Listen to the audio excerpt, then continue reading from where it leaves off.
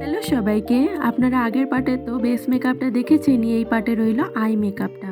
আমি প্রথমে কনসিলার দিয়ে আইলিডটা ভালো করে ব্লেন্ড করে নিয়েছিলাম, নয়তো ক্রিজ লাইন থেকে যায়, ওটা আমি রেকর্ড করতে ভুলে গেছি। আপনারা প্লিজ করে নেবেন। এরপরে যে কোনো একটা নিউট্রাল কালার আমি যেরকম নিয়ে পুরোটাকে সেট করে নিলাম, আপনারাও ওরকম করবেন।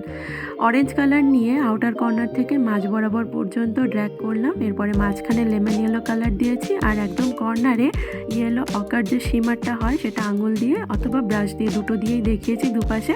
আপনারা যেটাতে কমফোর্টেবল ওটা দিয়েই করবেন। এরপরে একটা রেড কালার নিয়ে পয়েন্টেড ব্রাশ নিয়ে নিচের ওয়াটার লাইন বরাবর লাগিয়ে নিলাম। আইল্যাশগুলোকে কার্ল করে নিলাম। ল্যাকমির আইলাইনার, মাস্কারা নিয়েছি মেবলিনের হাইপার কার্ল মাস্কারা, আর মাইগ্লামেরই কাজল নিয়েছি। উপরের ওয়াটার লাইনে পুরোটাই লাগিয়েছি, আর নিচের ওয়াটার লাইনে মাঝ বরাবর অবধি লাগিয়েছি। মাইগ্লামের দুটো লিপস্টিক নিয়েছি, দুটোকে কম্বাইন করে লাগিয়েছি। লিপশেড দুটো স্ক্রিনের মধ্যে মেনশন করে দিয়েছি। মিশো থেকে হারটা তো নিয়েছিলাম, সেটা আগেই বলেছি। আর পাপাই শাড়ি হাউস থেকে আমি এই বাপ্তা শাড়িটা নিয়েছিলাম, খুব সুন্দর লাইট ওয়েট শাড়ি। চুলটা আর আমি কোনো বাঁধিনি, আমি জাস্ট সিরাম লাগিয়ে ছেড়ে দিয়েছিলাম। আর টিপটা খুলে ভালো লাগছে না টিপটা পরে ভালো লাগছে অবশ্যই জানাবেন ওটা। আমার এইরকম হালকা ফুলকা মেকআপ করতে বেশ ভালো লাগে। শীতকালে এরকম বিয়েবাড়ি পড়লে চুল খোলা অবস্থাতে যাওয়া যেতেই পারে। কেমন লাগলো মেকআপটা অবশ্যই কমেন্টে জানাবেন।